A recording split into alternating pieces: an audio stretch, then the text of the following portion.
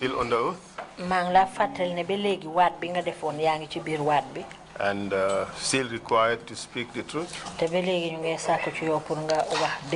Before the break, you were telling us about this incident wherein this person called So was brought in.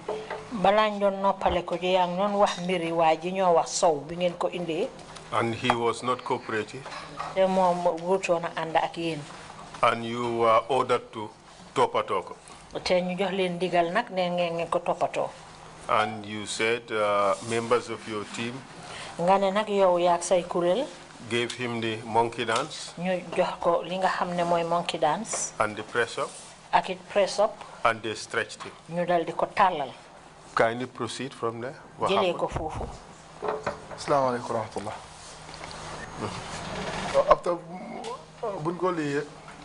After he was laid, after Silawa, that was. You said he was beaten for 10 to 15 minutes. Yes. At what stage did he start to talk? When the beatings got very painful. So, what did he start to say? That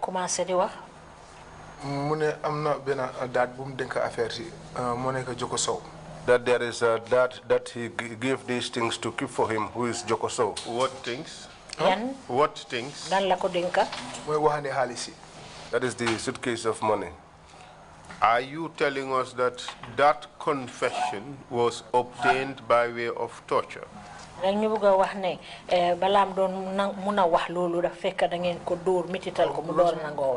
man suma bofa nehal nako wana ko ni mané momodo pullo di lal jëm ko la ka pular sa deguma pul sa o tray na won ko ni man sa mbokala ni xam nga comply fini at least so comply sa dafa yomba yow dafa yomba ñun ñep. I tried to take it easy with him. I tried to speak fuller to him and told him that I was his relative. Even though I don't speak fuller, I told him to try and comply. Is it the case that for the NIA, when the person comes there, this person must speak, the person must talk, must say things that you want to hear? Ndax dafa nek ada lo xamne moy xew NIA sa yu nek bo len fa indé nit fo ngeen fexé mu wax li nga xamne yeen mom ngeen bëgga mu wax. Don't they most of the time mu wax dëgga. Most of the time, we would want the person to speak the truth.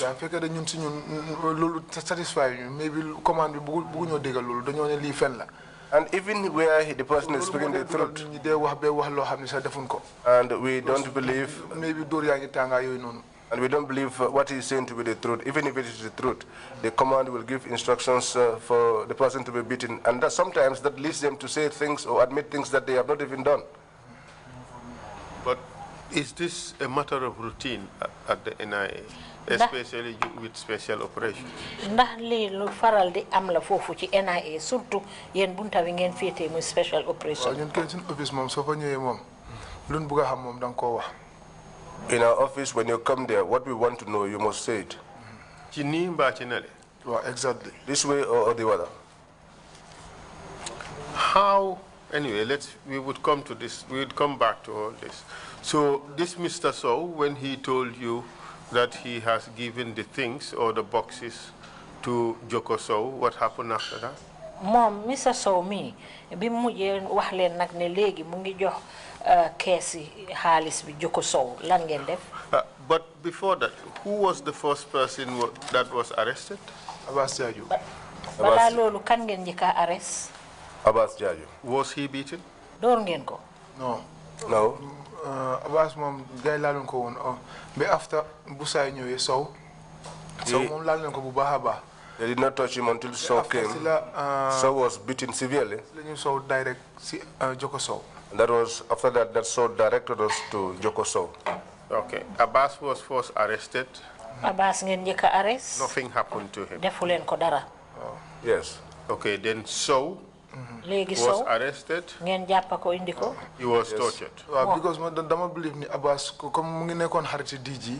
I believe Lamin Dabo sam ko don baye xel yu demé nonu ni xam nga. I think because Abbas was a friend to the DG, even Lamin Dabo was very careful with him. But after boom tange betanga mom kay lal nenko. But when things got very heated, he too was beaten. At what stage was that? Ban jamono la lolu xew? Lolu moy bu Joko Sow ñëwé. When Joko Sow arrived. Tell us what happened when Joko Sow arrived. Bi Joko Sow exé nak wax ñu lu xew. Wa Joko dafa ñëw mom tamit man sax fofu la ko lalé. In fact, that was where I also beat him. Because Joko dafa ñëw after he was just playing games with us. Di ñu won ni tapalé yi baxna ci dëkk bi. Njublan gi baxna ci dëkk bi dafa tax dëkk bi am xaalis. He was playing with us. Proud of what he was doing. Dafa kontanon dal ni tapalé gi dal baxna ci dëkk bi. He was happy that the fraud which was happening is good because it brings money to the country. Man fofu la ñika lalé nit ci office bobu nonu. And he was proud of what he was doing, and that was the first time that I touched someone in that office. Dang ko touch ndax dang ko toroxal. Ah? Dang ko touch ndax dang ko toroxal. Dama mer rek ma gestu rek ma musila ko mbecc. I was angry, I turned around and slapped him. But obviously it did not end at that. No. Why emut fofu de? No. So that was not was the end. badly tortured, wasn't he? Da ngeen ko mugal bu baaxa baax du non. Mom dama ko mbecc. I slapped him. Because when I slapped him there, the people around were all surprised because they never saw me touch anyone before. It was when he was taken out. And what happened to him after? And then we took our hose pipes and began to beat him up. Myself and Balde.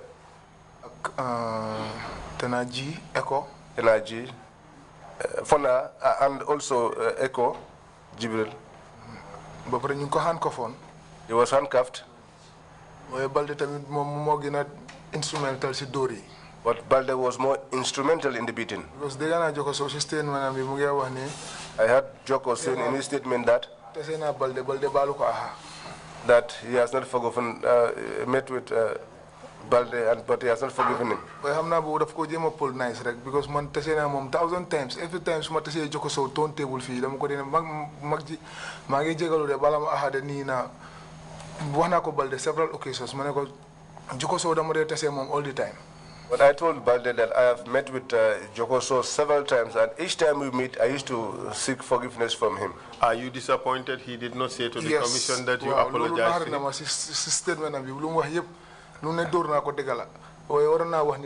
Several times I was surprised by that. He said that I beat him, and that is true. But what surprised me was the fact that he did not mention that I have met with him, and on several occasions I have always apologized to him. Joko described his torture in very graphic terms. He said at one point he was put in a sack. He was tied in a sack and put under a tap, and the tap was open on him. Joko, and he suffered like he was drowning. He was waterboarded.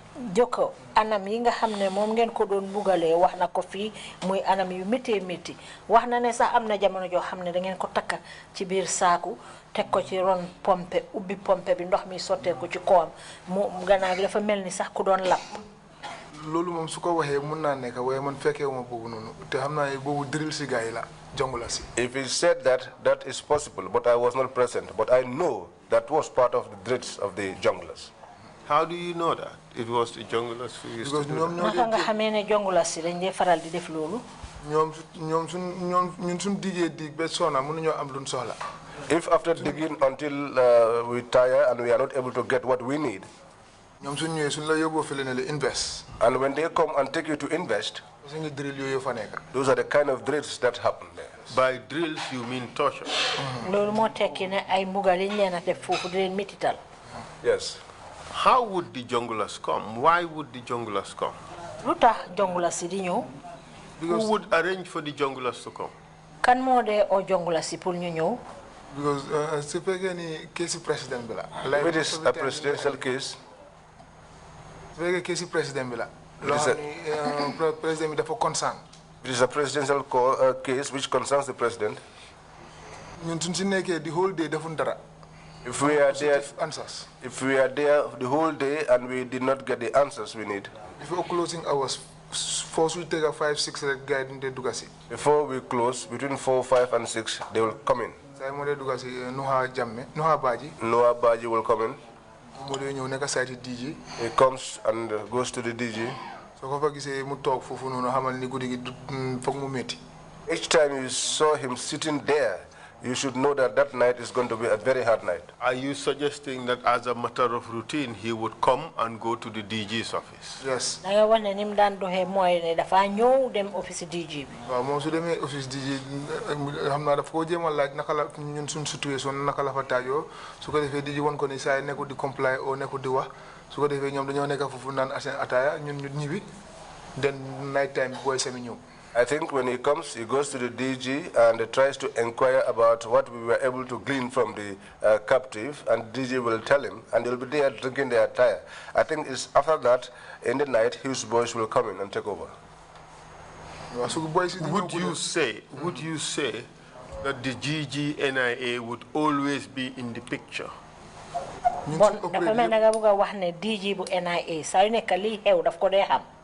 ñun amul suñu ben opération bo xam ñu ko opéré fofu mu nekk daytime or guddi te DJ di bokk ci. There has never been any one single operation that we were involved in, either in the day or in the night, which the DG was not aware of.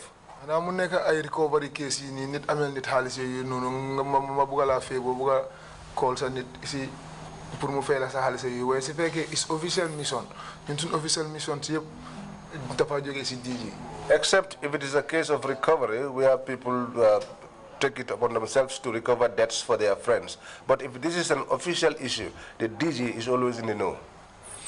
And for the purposes of having access to a detainee at the NIA, for the purposes of torture, would the Director General have to authorize that access? Pour ngeen jot ci ñi nga xamne ñom ngeen japp ngir mun leen mbugal na su boba Director General bi fokk mu joxe ndigal lolu fofu ken dafa fa mbugal ken ko xamne Director General joxewu ko. No one dares torture anyone without the authorization of the Director General. Because so xolé ñun de ici fofu yeb dafa nek ay kilifa o yo xamne dafa nek top people so ñun du leen dé bugal laal sa du leen dé ñamañal laal sa. Because if you look at things, the people that were brought in there are usually senior officials, and no one will dare, we are even afraid of touching them. So, in a sense, you're saying that you would only touch them, you would only torture them with the directions and authority of the Director General. On dafa melni bala ngeen len di laal di len wara mbugal fokk ngeen am digal lu bayeko ci ki nga xamne moy Director General bi. Man numa ko gisee neko ni mom mo ñu dé jox direct order bi dé. The way I see it, it is not that he gives direct authority. Luñ mëna def rek Lamine Dabo fokk mu dem ci mom. Whatever we did, nañu def len li. Lamine Dabo ba paré tamit fokk Lamine Dabo demat ne ko ni la fa tajo. Whatever we are to do, Lamine Dabo will go to him and come back to us. And whatever we did, after that, Lamine Dabo will go to him. And sometimes he too will come and give us instructions. What would you say to the suggestion that the Director General was not aware of the tortures carried out by the special operations? Loy wax nak ci li bu fekke ne wax nañ ne Director General bi du daan yek te duy xam mbugal li nga xam ne ñu ko fa daan def nit ñi. False. Not true. So in this particular case that we were talking about, the Jokosow crew, ci mbiri li ñoo waxtaane ni muy Jokosow ak ñim àndal. Do you know how many times Jokosow was tortured? Xam nga ñaata yoon lañ mbugal Jokosow? Because it's uncountable. It's uncountable. Man, luma muna witness dal tenani 3-4 times. I witnessed about 3 to 4 times. You have ni guy go dugal diko gene because mom fa yagal bopam. When he was taken in and out, because he wasted his own time because he was not cooperating. Let me ask you this. In the procedures, investigation procedures of the NIA, is a person not entitled to not incriminate himself? Okay. Yes, indeed. But if they don't incriminate themselves, you brutalize them. Why buñ dugalul seen boppay tamit ngeen toroxal leen. True. Because guys don't buga dugal sen bopa don't buga wax fan la affaire si nekk because so gisee Joko Sow mu doon dangal bañ wax fan la xaalis bi nekk xam na ni xaalis bi yëpp counterfeit la ak ay naxaate la. They did not want to implicate themselves because the reason why he was not cooperating because he knew that the currency was a fake one. My question is, isn't that really his right? Yeah, it's his right. But do the NIA allow him to exercise that right? li ma laajte fii mooy ndax du yelleefam ndax NIA dinañ koy nangul moom tamit li nga xam ne moo di yelleefam mu doxal loolu. No. Ma jox la benn exemple esa. I'll give you one example. Lead counsel, sorry. am na benn Egyptian bu ñëwoon foofu noonu ak yenn jaxa. One day, office di nataaloo yooyu noonu. one Egyptian came there with some ladies and they were taking photographs of the la stade di nataal. at the gate. Guy romb ko foofu ak pick up rek ñu gis ni kii tubaab la xam something like that dal ñu isi ko. He was taking photographs of the National Assembly and they passed him on the highway in their pickup. And when they saw that he was fair in color as a European, sort of, they came back and picked him up. ñetti jaxi joola. 3 Juala ladies. waaw moom bu ñëwee mu ne gars yi daf leen doon waare ba pare daf leen bëgg a def hijab jëndal leen ay kaala wane kaala yu bari ay 50 something kaala. He came and he said he was preaching to them and encouraging them to use the scarf. They showed a lot of scarves. mu ngi doon wax ni moom du wax dafa need a lawyer. He was saying that he will not talk, he needs a lawyer. Anything duñ ko laaj dafa it doesn't concern me, I need a lawyer. Anything they ask him, he tells them, it doesn't concern me, I need a lawyer. No. Why, with all of that, they said no. So what happened to him? He spent a long time there. One after the other, kiss nen laaj len ñom ñep ñu explain ni ki dal how much ben guest house la nega tranquil. What is the name of the guest house again? Si ben guest house la jaxay don liggéey ñom med nen way daf len dé dimbali ba paré daf len dé waré. He was mu ne len dem Banjul ma jëndal len hijab yi ni patronize len si digante bi NIA romba ko National Assembly mu ngeen natal different places. He was there office for a long time but not beaten. The girls too were investigated and they said they worked at a particular guest house in Tranquil and he was just preaching to them, encouraging them to use scarves. And this is just to show you that even when you demand for your rights to be respected, they will not allow you. And for how long was the Egyptian man detained? Egyptian bobu nak ñaata dir ngeen ko fa tiyé? For roughly 72 hours there. I think he was there for roughly 72 hours. Well, 72 hours is within the permissible limit. Okay.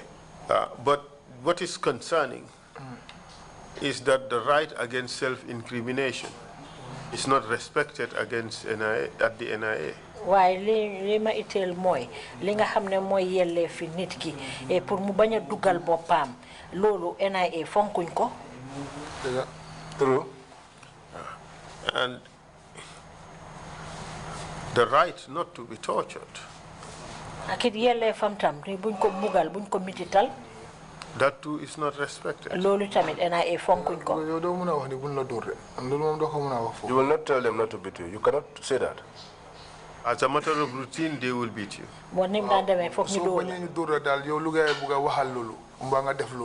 If you don't want to be beaten, tell them what they want to hear or do what they want you to do. If you do that, they are done with you. So after Joko was beaten, at what stage was Mr. Jaju beaten? Gannaaw buñ dooree Joko ba pare nak ban jamono lañ door Mr. Jaju? Which Mr. Jaju? Abbas. Well, Abbas mom after la gis ci election bu mo ñëwé liggéey dal la gis Abbas fesam bi mu ngi néwé ba paré nu ko bayé won melton nonu.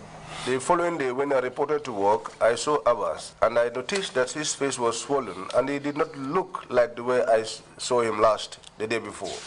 But in your statement you told us that at one point you went into the office and you saw the junglers. Yes. Why yow ci cadre yi nga binda wax nga ne amon na jamono jo xamne ñew nga ci office bi nga fekk fa jongulasi.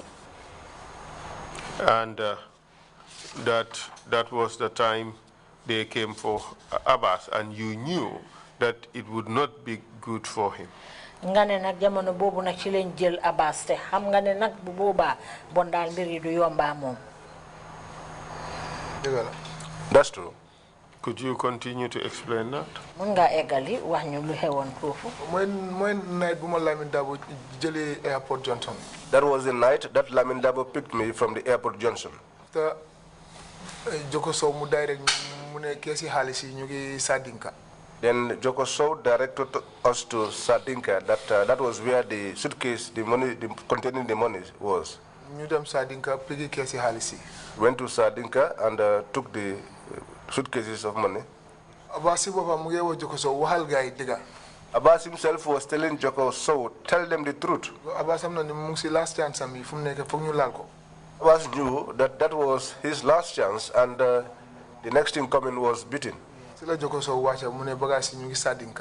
was when Joko Sow said the materials are in Sadinka. Were they recovered? When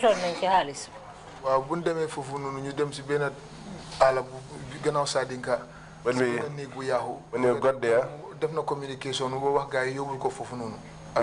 we went to the bush into one abandoned house. He had made prior communication for those things to be taken there for him. We found 2 suitcases there in one abandoned room. It was a problem because it was very, very heavy. It was difficult to pick it up because it was very heavy. I told Balde myself, let's break open this thing and take what we are able to and get away.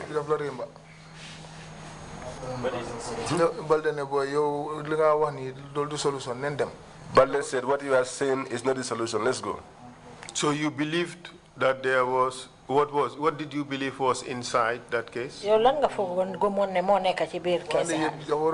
Euros, dollars, pounds. There were euros, dollars, and pounds. Those were the currencies foreign currencies to be here. 6 Foreign currencies in 6 suitcases. And then what happened? Then you do briefcase, but you do Ghana must go These are the iron suitcases. It's a problem. The one they call Ghana must go. So for the 2 of us, myself and Balde, to load them on the vehicle was a problem because Balde has a problem with his waist.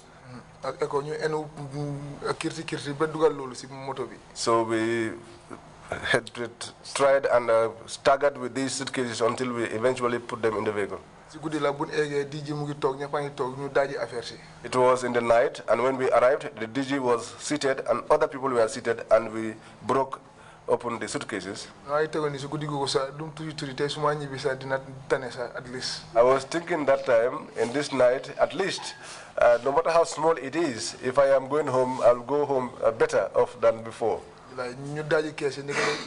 6 inches block like 6 inches when first 6 inches block but you toil ko bem toy nga dafa gëna 10. We broke open the suitcases and lo and behold, inside we found 6 inches blocks which were wetted, and that made them even more heavier. That made us even more angry with Joko. That was his deal. He told them to do the swap. He was just playing games and buying time for escape because escape. He was buying time, trying to waste time so that their marabout could escape.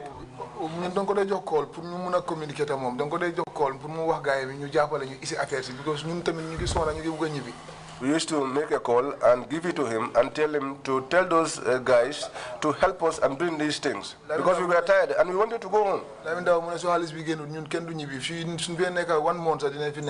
make sure that this is out because the president said this must be out. Lamin Dabo said that nobody is going home. Even if we had to stay there for a month, the money must come out because that is what the president said. But what money are we talking about here? Why? Ban halis la ñoo wax ni. Ñom ñoo xam fu halis bi joggé dé because ñom ñoo xam fu halis bi joggé wé ñun doñ am Lamin Dabo daf ñu dal ñu ngi am ay ñoo xam ne xam président bi la gay 419 xam ban président la gay 419 but this is about money they stole from I don't know where.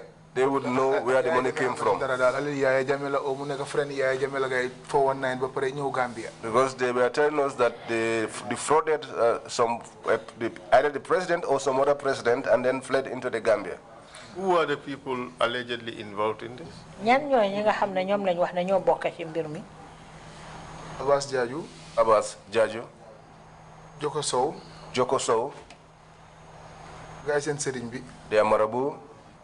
Then one amna kenen ku santa sifo suma dom bayla. Santa naga? No ku santa sifo suma dom bayla. There is one whose surname is C. Ku ñu ko tiyé Costa Road ci jaka ji mu ngay julli timis. He was arrested at Costa Road when he was performing his 7 p.m. prayers. Dafa ñëw break four wheelam bi pour dugga ci jaka ji. He came and parked his 4-wheel and I was about to enter into the mosque. Ñun ñu ko topasi. At that time we were following him. Say mu ne mom su duggé ci jaka ji rek muna xamni ñu ko top dafa escape wala mo dugga ci jaka ji ñu tiyé ko. So it was suggested that if he gets into the mosque, the people will know that and we will, if we apprehend him there, the people will know. So we got hold of him even before he got into the mosque. Mom dafa wacce ci moto bi mané ko maggi nakam. He alighted from the vehicle and I said to him, "Senior brother, how are you?" Because kilifa la mu ngi sol haftan ni mu ngi he said, I'm here. He is a very respectable person. He was dressed in a haftan. I told him, my boss needs you. He's in that other vehicle.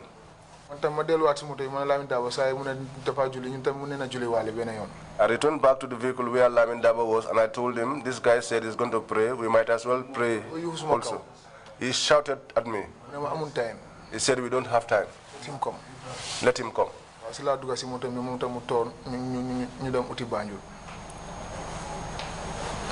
he drove his own car? Yes. What's the name of the person?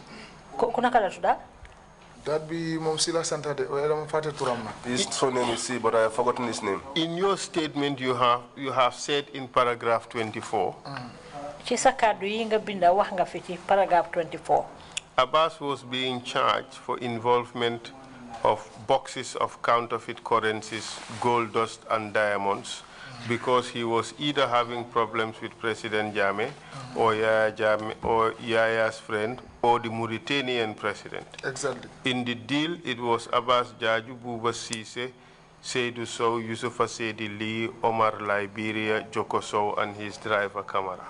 Yes. These were the names of the people you say were involved. All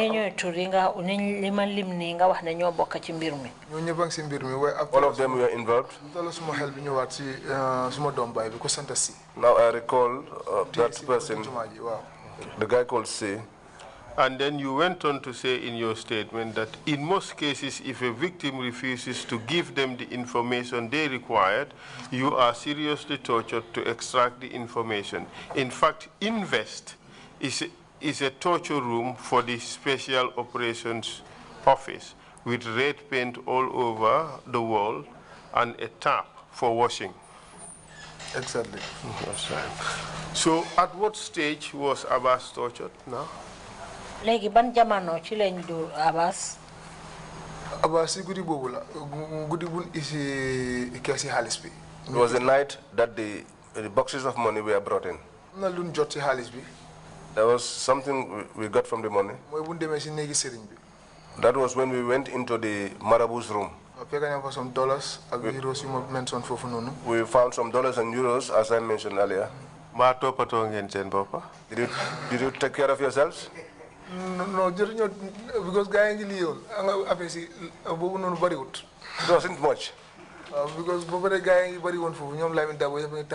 and there were many there, people like Lamin Dabo, we are all there watching. If I told you we were on our own, we would have taken care of ourselves. Was it normal that the NIA operatives or agents steal parts of the exhibits? ndax dina daan faral di am nag ne liggéeykati NIA léegi-léeg suñ dajee ci yu mel noonu dinañ ci dee jël.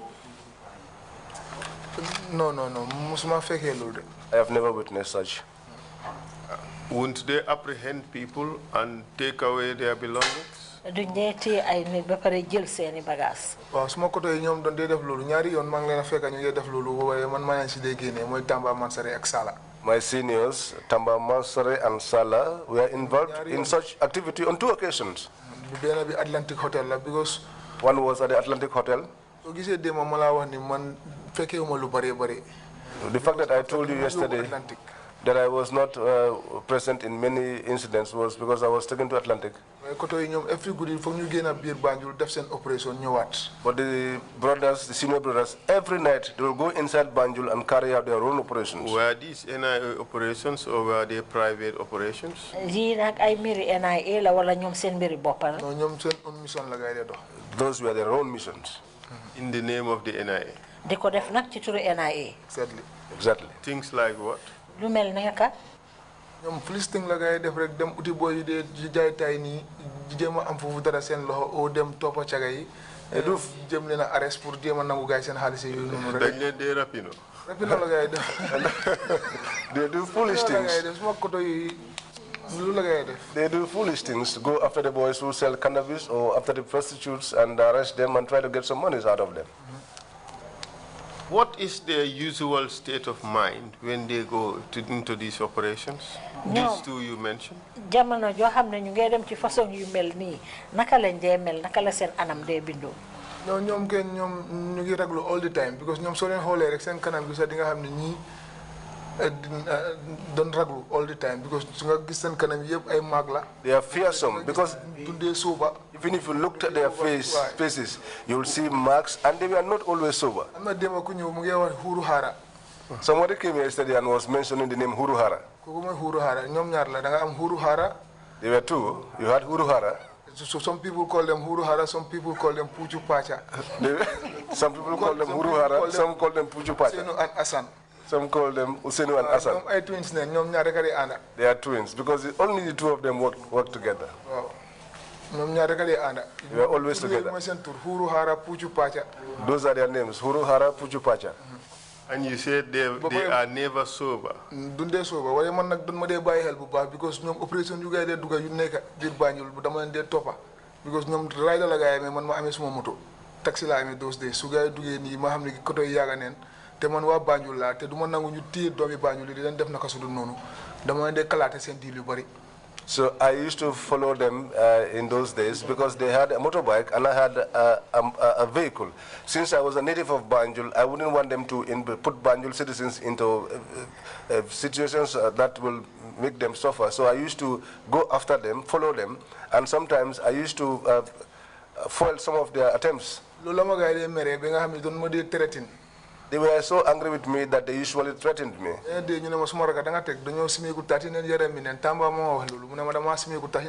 From Atlantic, fight.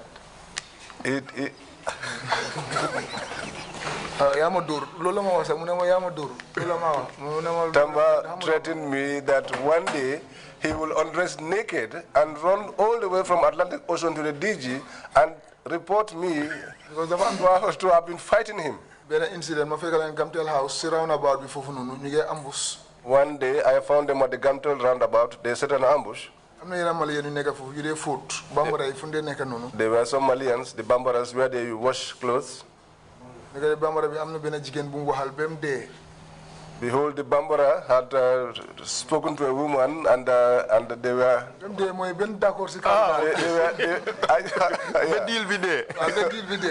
Until they came to terms. When they come into terms. Yes.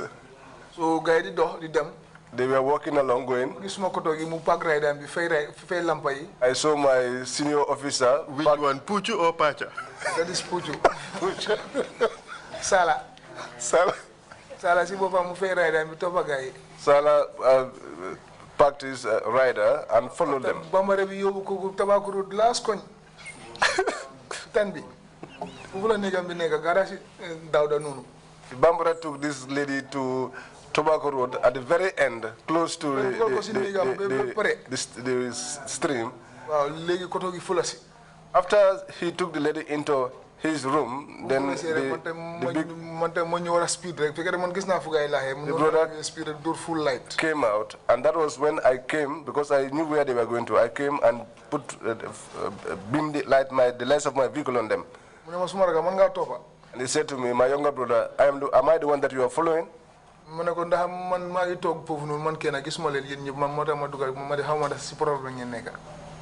I said to him, well, I was alone behind, and I thought perhaps you were in a problem, so that was why I followed you.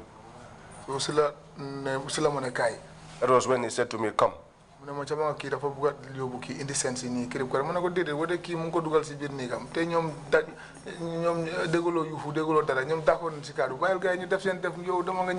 So he said,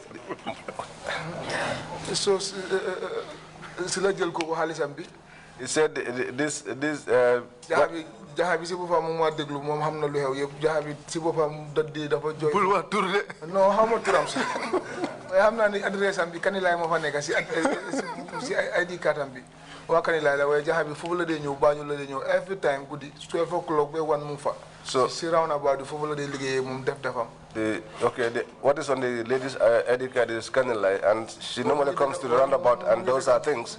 Sister bi si bopam no further descriptions of the person, please. Huh? No further descriptions of the person. So this Salah took all of our money that she worked that entire night. There was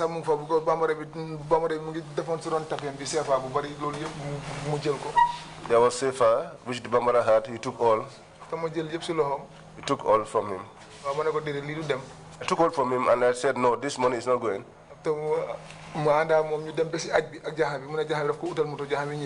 We went together with the lady until the arch, and he said he was going to look for a vehicle for the lady to go home. How did you go to the arch? He was pushing his motorbike, and the lady was and how walking. about you? And the Bambara was. I was in my vehicle. After I knew where he was headed to, so I went past him and waited for him at the arch. I was his problem because I focused my attention on him. The lady came to me and pleaded with me and told me, tell your brother to give me my money because I don't have fare. I pleaded with him, and later on, he handed back the dollars currency and kept the I thought you took the money from him. I didn't take all. But what you took, what did you do with it? I gave it to the lady. He held on to the safer. He wanted to give me some. I told him I was okay. But are these things normal in the NIA?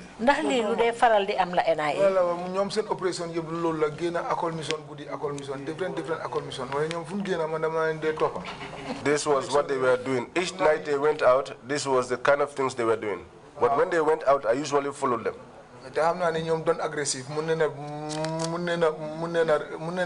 Aggressive any minute. And I know that they were aggressive, and they could get aggressive any minute.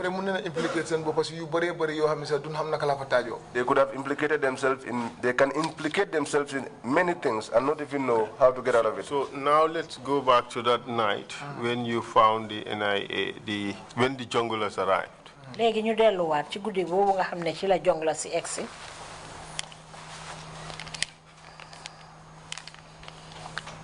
What happened?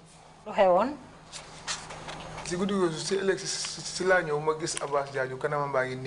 was the following morning that I came and I saw Abbas and his face was swollen. I witnessed that.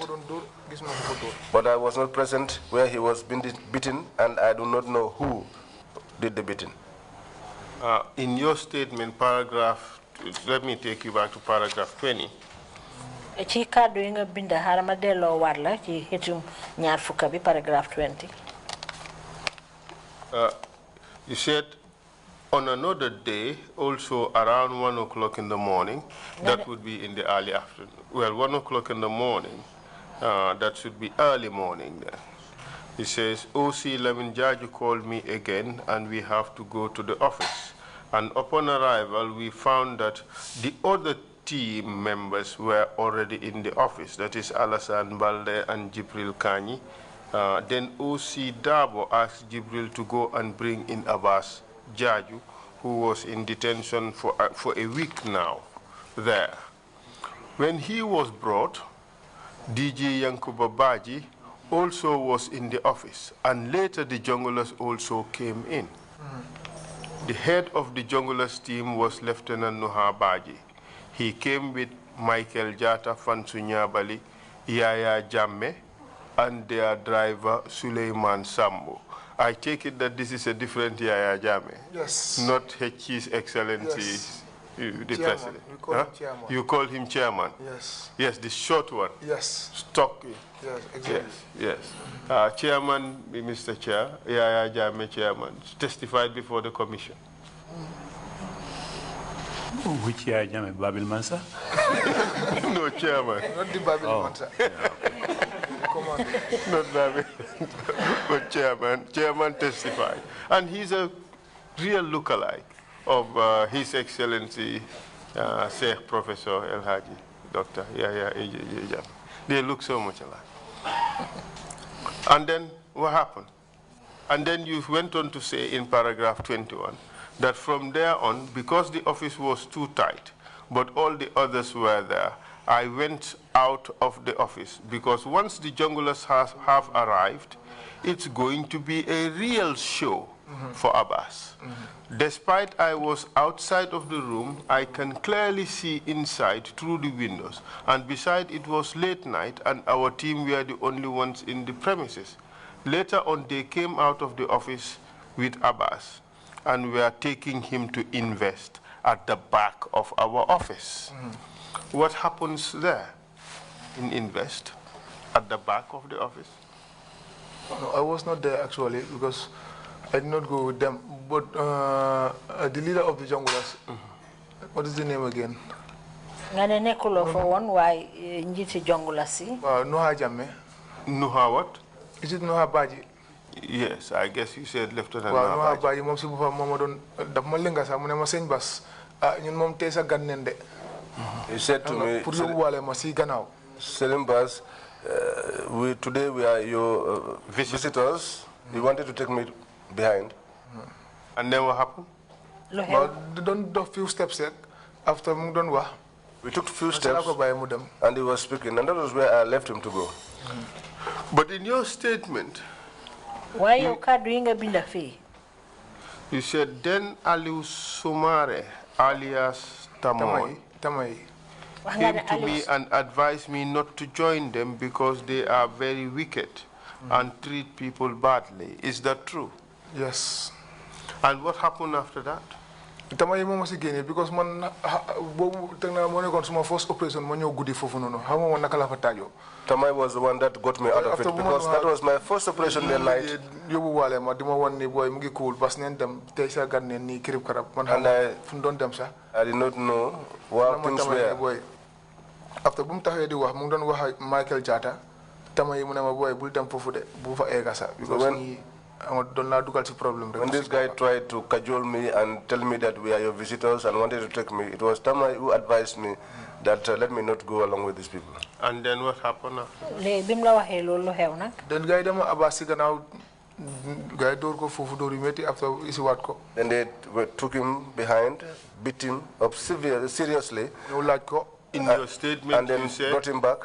In your statement, you said, all of a sudden, I saw them take hose pipes to torture Abbas. And then I found something back. I found back. I can safely say Abbas was tortured. I did not take part in it. True. Who tortured him? Actually, how many are tortured because everyone for one. We have nani boy yepam for one. We mentioned that night. I don't know who tortured him because I was not there. But all the boys that I mentioned earlier on were there that night. Who did you see take the hose pipes? Kan nga gis mu jël hose pipe bi? Michael Jata. Michael Jata. Well, say nakal tura. Ñu ngi amé won tamit taser. Taser. We had taser. Because ñom suñ dugasé fofu guddi gi loolu la gaay dé foyé tara ñu ngi taser fofu yépp su ko défé yow suñ waré jëflanté yow sa fit du togagum. Because they used to play with them when they come in night. They used to sparkle them in the night, so that the one that they are about to deal with, once you see them, you are scared.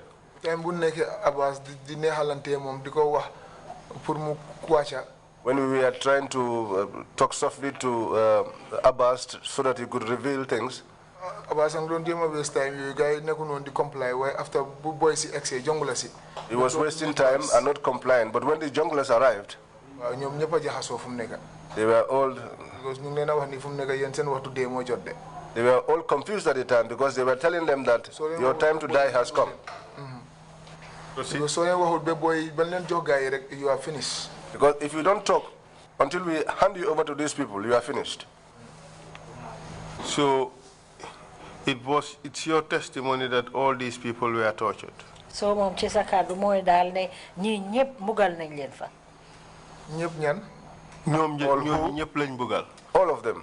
All these people who were arrested and alleged to have been involved in a 419 scam. Ñi nga xamne ñom ngeen jappon te tumal leen de.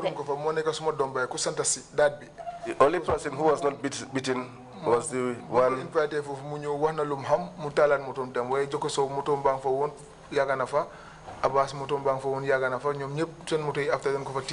The only guy who was not tortured is the guy I said is having the C surname. He came, spoke what he knew about the whole incident, and they allowed him to ride his vehicle out of the premises. But the others, Jokos, So Abbas, and others, all of them, their vehicles were impounded. Did the DG know that his friend Abbas was being tortured? DG bi na xamone na ne xaritam bi Abbas door nañ ko fa. Of course. How do you know that? Naka ko xamé? Because after DG mu ngi tok Abbas a ngi tok. DG was sitting and Abbas.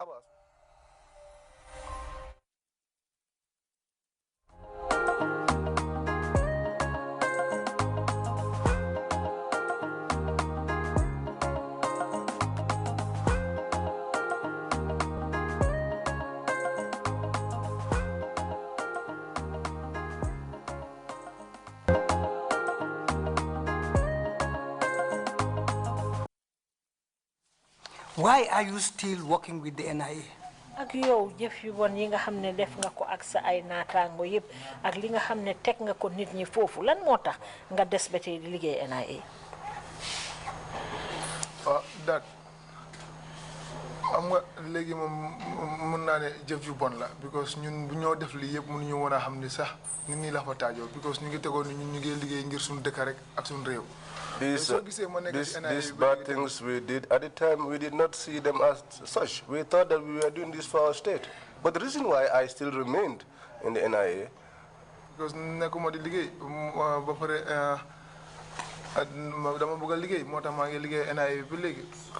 I want to continue to be working. That's why I'm still with them up to now. Are you not convinced that what you are doing is really wrong? Now I am convinced that this is all wrong. Wow. Very, very wrong. Can't you have another job if you want to? Yes, I would like to have another job better than this one. Please 100%. Think twice. Thank you. Thank you very much, sir. Commissioner Carr, you have the floor, please. Thank you, Chairman. Chairman. And thank you, Mr. C, for your testimony. Mr. C, the first question I want to ask you is, you mentioned that there were cases where you saw your detainees being tortured. Wax nga fi ne am na ay jamono yoo xam ne gis nga ñi nga xam ne ñoom ngeen jàpp ñu di leen mitital di leen mbugal. And in fact, in one case, you said you saw one of the detainees with a swollen face. Am na ci boo xam ne sa wax nga ne gis nga borom kanam gaa ngi néewi xar kanam bi. Did you offer them any medical treatment? Ndax di ngeen leen daan faj. Normally ñoom suñu jëflante yow ba pare si élection. Normally, if they dealt with you the following day, They will take you to the clinic. We have a clinic there. Then they will take care of you there. And they will take care of you there. In fact, I was coming to the issue of the clinic. Thank you for mentioning it. What was the purpose of that clinic? Mang doon bëgg ñëw sax ci mbiri clinique boobu noonu fajeekaay bi moom lan mooy jubluwaay bi ñu def ko fa. Mooy ñun suñ feebaree we report sick there and then we have medication. That is for us. Tamit koo xam ne dafa gaañu foofu noonu dara jot ko suñ loxo ñu yóbbu ko foofu ñu jox ko garab. It was for us. When we got sick, we went there and get medication. Also, the detainees there, if one of them gets injured, after that we dealt with the individual, they too go there and get treatment. We've received information that the clinic was also used to fabricate, for instance, death certificates and things like that. Can you confirm that? Am nañ xibaar goo xam ne sax wax nañ ne dañ ko daan jëfoo pour di tapale daal ay kayit wane ne kii dee na pour kayit bi mun a seede dee boobu noonu ndax yëg nga loolu. I don't know anything about that. Okay, thank you. The other question is that you also mentioned that leneen li tamit wax nga fi ne. When you went to arrest one of the elders, he was about to pray or he was praying. Ba ngeen am na koo leen demoon pour jàppa mu ngi doon waajal julli. And you ask, is it Lamin Dabo if that he should also pray? Nga laaj Lamin Dabo ne ndax duñ julli ba pare. So were you torturing people and then praying? Because when we went to visit the NIA, we also saw a mosque there. Da ngeen dee mbugal nit ñi ba pare di julli ndax biñ demee NIA gis nañ fa jàkka. No, julli gi moom. As for the prayers, man moom dama dee julli suma waxtu juróom xam na ñeneen dañoo julli waaye man moom dama dee julli suma waxtu juróom. As for me, I pray my 5 times daily. I don't know about others. Ba pare yi nga wax ni dóor yi nga wax ni torture yi nii. And these tortures you are talking about? Yow tam the same thing. Yow keñ soo defee loo xam ni xam nga ni jubut. The same thing. At least nga dem julli ñaan Yàlla sa mu jégal la. If you do something that you know that is not right, after that you go and pray to God and seek for forgiveness. And what about the victims? Do you ask them to forgive you, or are you willing to ask your victims to forgive you now? Man loolu rek laa bëgg fu mu nekk loolu bokk na si lu gën a tax ma ñëw sax because man. That was what I want. In fact, that is one of the main reasons why I wanted to come here. Bëgguma tase nit may sega. I don't want to meet with somebody and I will be looking downwards. Man kenn su ma amee lu ma gënal man koo xam ne mus naa jaar suma loxo ma def si moom naka su dul noonu maa ngi ñaan Yàlla mu jégal ma fi sabilillah. Doore ko si Joko Sow. That is my wish. Anyone that has the other Sow that I have maltreated in my time there, Joko Sow and the cattle dealers and Kamara. And Kamara. I want all of them to forgive me. And the old man, the other Monedabula.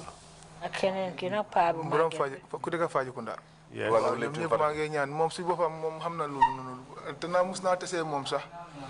All of them, I appeal to them. I think I met with him in the Gambia.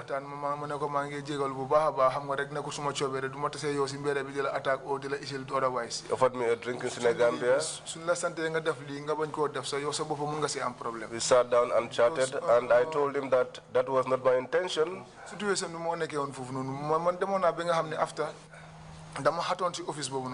at the beginning, the policy don't mode oversight man dama de ñew office wacha rek ñibi fekk de boy ñom dañoo dess fofu nu nek ci lu gay dess fofu nak nek ci li la gay nek. In the beginning I was sidelined.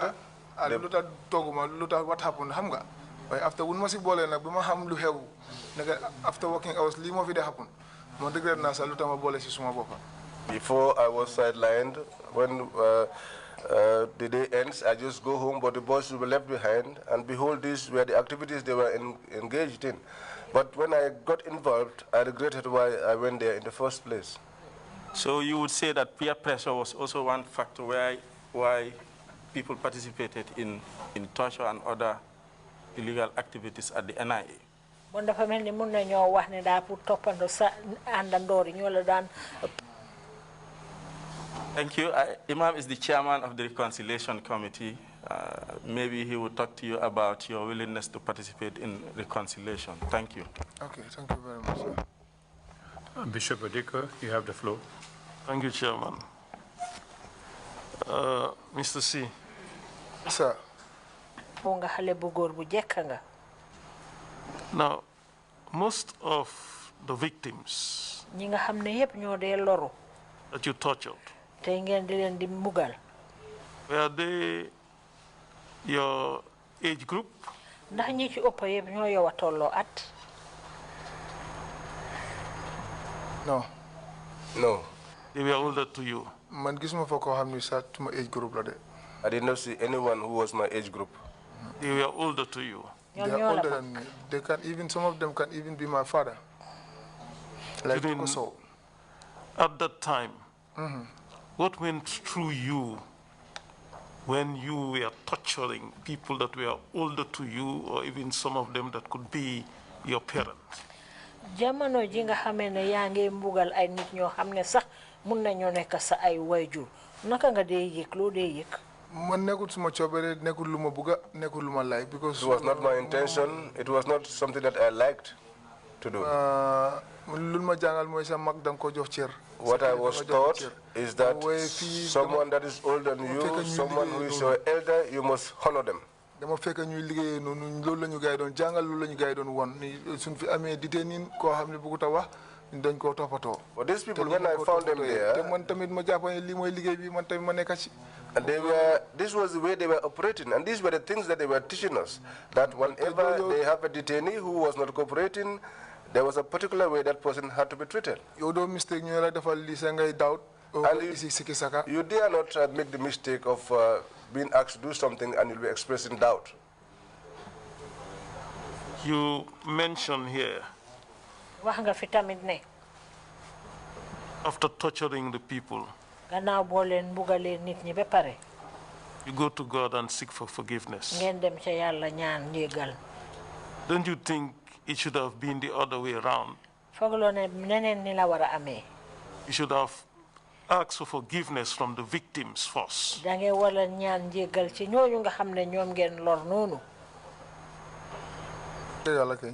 is true. That is why wherever I meet with them, I used to apologize to them. Jokoso, not one time, not twice. The same thing. The other dad that we arrested in Fajikunda, the same thing. Because even myself, I used to feel that I felt that I have committed an offense which I had to apologize for, which is making me uncomfortable sometimes. Because I know that if someone had done the same thing to my father or my mother or even to myself, I wouldn't have liked it. We did not have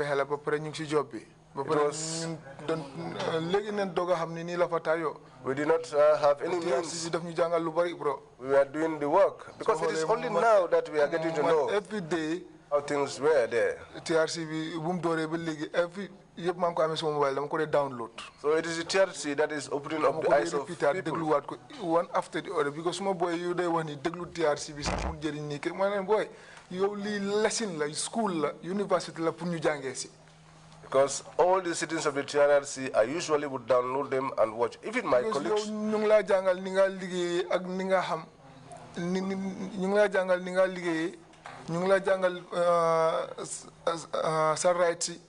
ak fi nga xamni yaangi yaxal loi bi lolu ci elek keneen du ñew di ma naan defal li kenn dofut fu mu nekk léegi ci NIA bi kenn dofut mu ne ma kay nga def li and even my colleagues mu ne ma kay nga dóor kii nii amul kenn dooree ko ci kaw bi ci suuf kenn dofut mu ne ma toccol kii o nga def li ni because time boobu ñun xamun woon ni la fa taajo because ñu ngi teg ni is the order of the day soo ko defut yaa ngi ci problème even my colleagues who usually would say there is no point in watching the TRRC, I used to tell them this is a school, a university for people to learn and get to know their rights, to know the limitations of what they can do and what not to do. Because before, we thought that what we were doing was just part of the work that we had to do. But with the education that we have now acquired through the TRRC proceedings, I don't think there is anybody within the NIA, starting from the highest office holder to the last person, who can commit me to torture anybody, given what I now know. Thank you, Chairman. Thank you. Commissioner Kinte.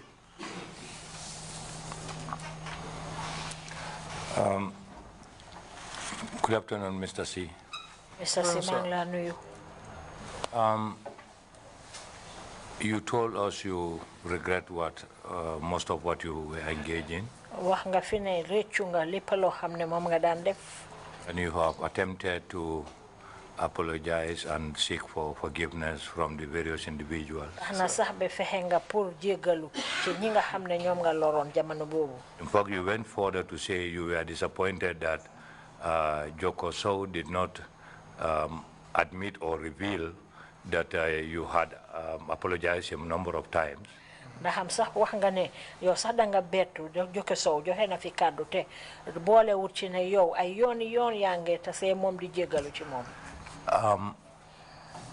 Maybe the way you approach Joko and the others may not have been sufficient enough and convincing enough that you regretted what you did. And the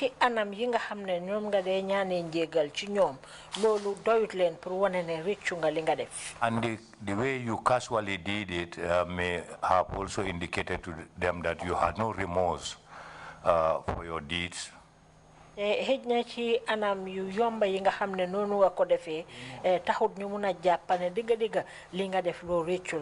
I thought it was going to be better you look for an elderly person or a respectable person that will lead you to their homes or to a venue where it will be mutually agreed, and then you play and apologize.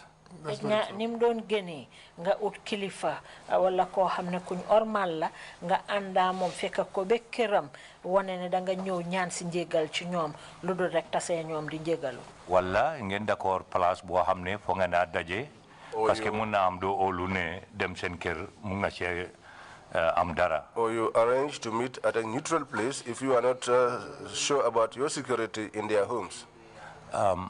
Why lolu boko defut borom dina fogne ki bo oytu sa mu fogne mu ma ñaawal après lu ma def yeb do not ma dajé ci yoon bi de mo né balal ma your victims may even not take you seriously and think that you are even mocking them after what you've done to them. How do you see this view? No, li nga wax degal la dat because what you have said is the truth. Pour ma approach len sa dama am pour I just have to force myself. Because last time, buma mujhe meet Abbas Jaju, manko meet King's Bakery. Even to approach them, I had to force myself. The last time I met Abbas Jaju at the King's Bakery, jabaram. He was sitting with his wife. I came, I greeted him. His wife is my witness. Both of them were seated there. And I said, my brother, how are you?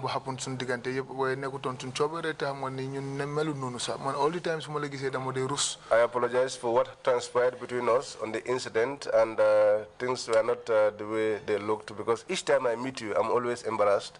Nice man, all the time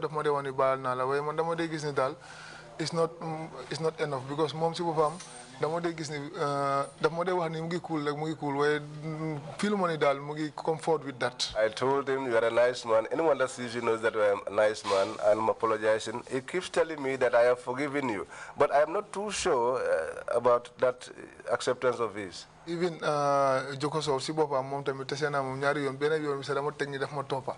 Joko Sow, I met with him twice. On one occasion I even thought he was trailing me. Yes, because ma ngi dawal mu ngi dawal. Because I was riding my vehicle and he too was on his vehicle. You had the right choice. I break for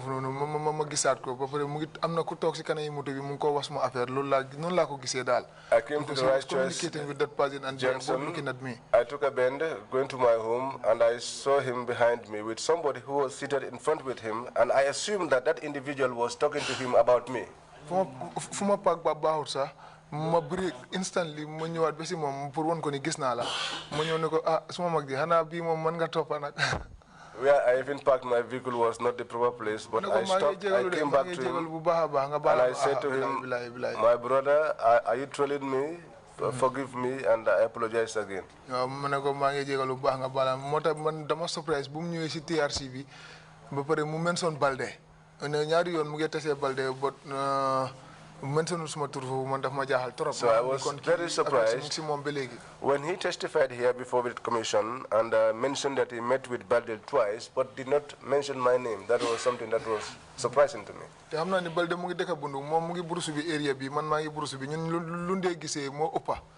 Balde is in Bundum, but he and I both live in the Brusubi area, and we frequented each other more often than the other guy.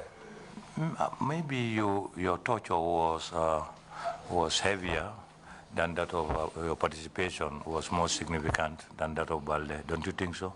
Yo mugalin ko def mo gëna metti Balde yim ko def fogolo ko. Li nga wax nonu duma ko weddi de. What you say, I will not dispute it. Waye xamna ni man jëflante na mom rek waye lu ko ñeneen ñi def mo ëppa téeméer yoon ma lu ma ko def waye moom lu tax du fàtte suma boss bi moo nekk man bu ma ko laal di sa mu ngi toog foofu noonu because mooy buñ ubbee kees si xaalis bi ñëw fekka fa blocks foofu la mooy first time ma laal Jokoso ba pare moom di mu ngi toog ñëpp a ngi toog mu ngi wax ni tapale bi 419 bi baax na si dëkk bi lii dafa jox dëkk bi xaalis di proud si loolu noonu loo xam ni yaa ngi toroxal bi geneen doomi adama yow nga ne yow loolu baax na si dëkk bi ba pare di ko def ndam ba pare di si ree loolu moo ma ekkati ba ma ko laal foofu noonu laal bi nga xam ne boobu du ko fàtte. The reason why perhaps he cannot accept to forgive because I'm a guest rek ma mbéj ko. It's because when we opened the suitcase and we found the blocks there. After man sama regret lolu because after bu ma don def lolu tay mako. Te am nga ne commando mbéji commando dina wara metti lool. And you know that a commando bu ma don def lolu wala ni rek tay mako. Especially bu fekke mu ngi dem be furious. No. We'll know for that. Okay. When I'm not, because after I realized this, I'm not boss any talk. Because I know that when I was doing that, because it was not my fault. The brags affairs, because he was bragging about his actions, claiming that such activity will bring money for the country. Yeah, I just want to reinforce Commissioner Carr's points that TRRC has a special unit or committee they call the Reconciliation Committee. You're correct. Imam Jallo is the chair of that committee. Commissioner Kalim wax ne am nañ committee bo xamne mun nañ fa indi jégal digante nit ak nit. If you have been keen with TRRC's activities, they have moderated a good number of reconciliation programs. Te Imam Jallo mo jité lolu su fekkee ne yang de faral di top programme TRRC di nga sétlu ne yoyu def nañ ko fi yoon yo. And the chair and the lead council have also been very instrumental in such a mediation and facilitation. The chairman bi ak lead council ñoom tamit farlu nañ bu baax ci doxal mbir yoyu. Explore that opportunity and with remorse you seek forgiveness. Xel nak nga jëfoo ak ñoom. Thank you. Joko ak ñoom bu ko defee nga mëna jëriñu ci bunta bobu dal di ñaan jéggal. Definitely. Imam Sey, you have the floor, please. Mr. Chair, just so that we don't miss this particular issue, when you slapped Joko Sow in the presence of your Director General, did he say anything? Bangambeje Joko Sow, ci sa kanami Director General, wax na dara? No, dara. Nobody said anything. Okay. Thank you. Imam Sey, you have the floor, please. Basiru, ana pular. Council, can you give us a moment to sort ourselves here? Yo, nam no so mami ko gele sarifa jo mo jago siri Imam, hold on a second, Imam. Interpreter, what's the situation? Li balay laaj moy affaire siri bi ngeen Japon. Fadu said it, Imam. He's speaking. No, but everything's okay there? Well, if he speaks in all of yes, we are good. Well, are you ready? Yes, we are. Indeed. Thank you. Li balay laaj moy siri bi ngeen Japon. The sheriff that you arrested, of all the time that he spent there, what was his condition like? Comme nous amna déma ko fi ñewon Sadio bu mu doon explainer amna ñoo xamni ñu ngi en place so dugassé ci NIA bi rek amna ben salle bu mag bo xamni pour mag yi len ak kilifa yi As Sadio explained there yesterday, there is a special room where we keep elders there. And officials. Big room with ventilation, everything. But ñu ngi am seen sponge foofu, ñu ngi am seen sanke yi foofu, ñu ngi am seen sajada yi dañoo julli. It's a big room. Has mattresses. They have their praying mats, good ventilation. ñoom foofu la gaay nekk. That was where they were. waaye moom kenn dóorul ko fa. But nobody beat him there. I did not hear of him being beaten. I have never seen it too. Except to keep them in one place for a long time. But I have not heard them being beaten. Even every time I say for the modern ñaanal mas mo da mo de ñaanal ba pare moma jox ndombam sa mu ne ma anytime so lié mun nga ma sétti ba tay dem ma sétti ko. Sheriff, each time he comes in, he used to pray for me and my colleagues and even gave me his number and asked me to visit him. But up till date, I have not visited him. When you were enrolling into these things, or when you were getting into these things, were you married? I was married long before. Thank you. Thank you. Fine. If you have any concluding remarks to make, please proceed to do so now.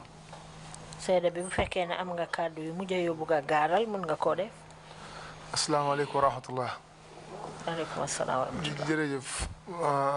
Lead counsel bi. Thank you, lead counsel. Commissioner, yéen ñu toog fii yëpp ci room bi maa ngi leen nuyu yéen ñëpp seen tur ak seen sant di leen baalu aha bu baax a baax. All the commissioners seated here, I greet you and di sant yàlla ci opportunity bi ngeen ma jox nii ma ñëw toog seen kanam. I'm thanking God for the opportunity you have accorded me to come here and sit before you. ba pare di wax suma colleagues yi nii suñ ñëwee neen wax dëgg. And also to admonish my colleagues that when they come here, let them speak the truth. Wow, because dëgg rek moo ñu si mën a génne. Because it's only the truth that can set us free. Wow, doon ma jàngal ni soo waxee dëgg suñ la reyee sa yaa ngi janna. They taught me that if you speak the truth, even if you are killed, you go to heaven. waaye soo fi nekkee di wax fen tamit da nga guddal affaire si te dara du dem. If you are here speaking, telling lies, you just prolong the process and nothing will come out of it. And I tell my colleagues, let them not fear any individual, let them only fear God. But even myself, I fear no one except God. Wow, so don't take Even if you put a knife on my throat, I'll slit my throat. Because I know that it is only the truth that can set me free.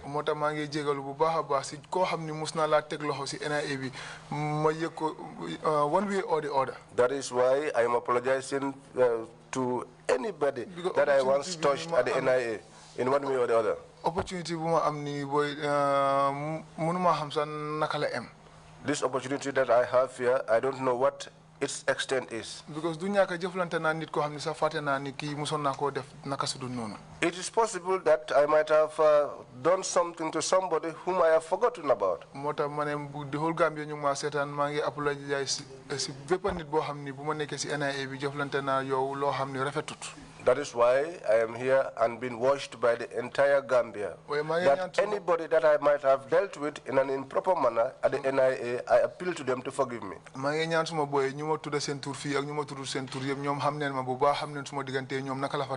I appeal to my colleagues, those that I have mentioned here and those that I have not mentioned. They know me. Let them not come here and try to muddle the water. Let them just speak the truth. Truth is what pleases God. And truth is all. If you speak the truth, even if you are killed, you are in heaven. This is what I believe. So man balama ñëw ci ami bi mang doon jangal mo doon 100 and something xalé yo xamni suma ko jëm Sénégal xalé yeb mané jangal dara. Before I went into the army, I was teaching Quranic school to well over 150 kids.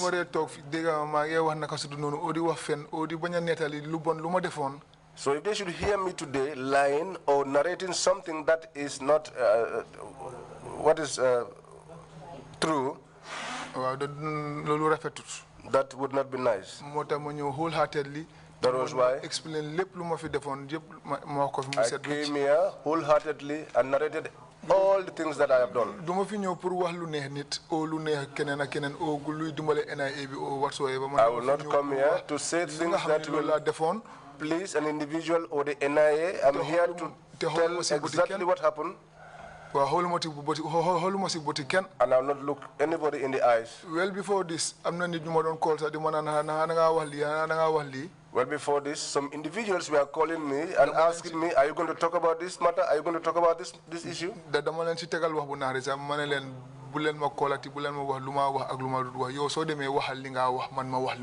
I even spoke to them harshly. I told them, nobody will tell me what to say or what not to say. When I go, I will say what I have to say. When you go, you too say what you have to say. But I know that I am not coming here to implicate anybody. And anybody's name that I mentioned here, it should be clear that they have done that and I witnessed it.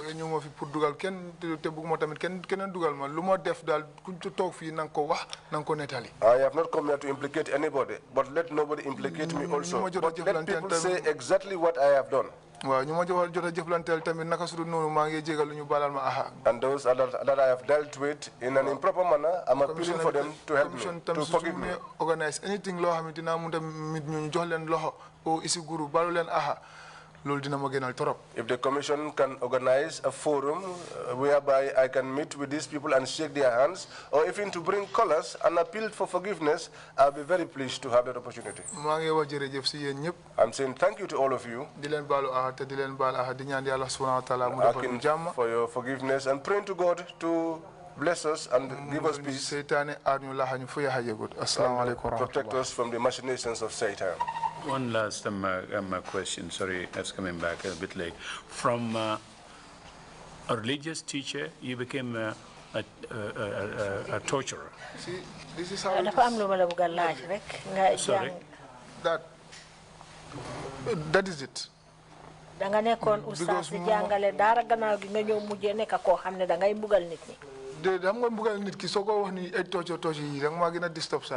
No, if you keep talking about torture, it disturbs me more. I was just mentality torture. The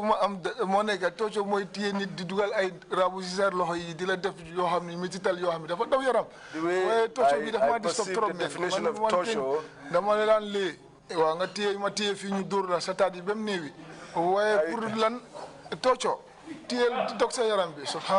I did not lacerate, cut people's flesh, but I only laid them, but we laid them until their buttocks will be swollen.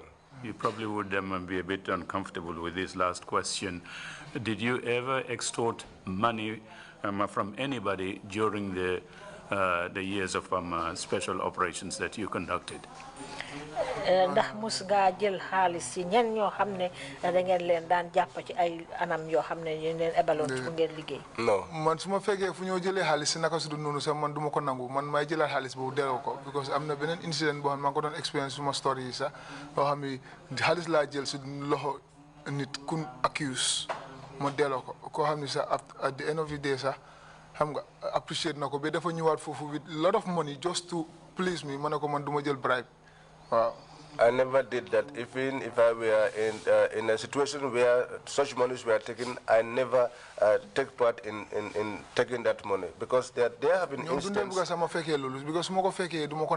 There has been an incident which I explained earlier on in my story where I had to take money and return it back to someone, and who was so pleased that he came back to the office, tried to offer me more money, which I rejected. Because at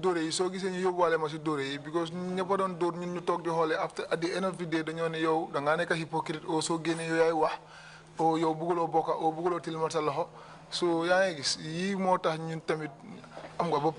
so my problem. They were not comfortable with me.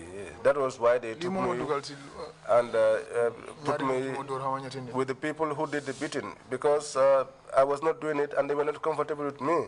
So they will be suspicious that perhaps if I did not take part, I would be the one talking about it outside, or that I was a hypocrite. So the situation was such that man tey ñu bari suñ dina surprise ma gisee ci télé bi maa ngi wax dinañ kii moo ma jàngal dara. I eventually got involved. I know today many people watching would be surprised seeing me as someone who taught them Quranic school. Because bala ma join ci army bi lu ma doon jàngale suma pa moo doon jàngale dara jëm Sénégal waaye ma gis ni pa bi mu ngi màgget after ma take over dara bi suma xarit yi suma collègues ñu bàyyi woon dara bi yëpp ñëwaat ci dara bi ba dara bi soxali ko waat because maa leen rawoon ci dara bi te maa leen feral iji abajada bi ban ko mokal so xamee woon ma benn jikko bu mel nii nit ñi soo suñ ma gisutoon ci télé bi nobody du mën a believe ni bas nekkate da amoon na jikko bu mel nii. Before, my dad was the one teaching the Quran school, but when I realized that he was getting old, I took over, and my colleagues who had left school, because of me, had to return back to school, and I had to help them, you know, to learn the Quran. So nobody, if not for this testimony, nobody amongst the people who know me can believe that I was capable of such behavior. Capable of torturing other people. Thank you very much indeed for your testimony, Mr. Sey. Jërëjëf, Mr. Sey. Ci sa seede yi nga xam ne gaaral nga ko fi. Council, you have another witness someone ready for the afternoon? Or no, earlier thing was this was the one that Mr. Chair, this is it for this session. But before you wrap it up, I just want to take this opportunity to issue that warning. Yes, please. To the NIA authorities and personnel and colleagues of Basiru Sey to refrain from all action that would amount to threats against him or victimization of him on account of the testimony he is giving before the TRRC. Mr. Sey is a witness of the commission. He has answered the call of the state to come and speak truthfully to what he knows to have happened at the NIA, and no one should interfere with him. No one should threaten him. No one should victimize him. And the commission would be watching. Even post this commission, the commission would put it in its orders that certain individuals should be always dealt with properly in accordance with law and fairly, because they have done what their nation has asked them to do, which is to come and truthfully testify to the things that they know. These are people that we should all congratulate for their boldness and commitment to the national cause by speaking the truth. They should not be vilified in any way. So we encourage and urge the authorities of the NIA or SIS to take these people, treat them properly, and protect them and shield them from people who may wish to exert revenge against them. Thank you very much. And Mr. Sey, if there is anything that you think the commission should know, always feel free to report to the commission any activities that are taken against you in order to victimize you or to exert revenge against you. Thank you very much. Yeah. Thank you, Council, for that warning. And this brings us to the end of proceedings for today, proceedings for the 19th session, the 3-week time that we devote to sessions. And we are going to take a 1-week break from public hearings. We will continue with committee hearings and outreach activities and resume the 20th session. We would open on the 25th of January. So we will end the proceedings here today and come back on Monday, the 25th of January. Meeting is adjourned. Thank you all very much.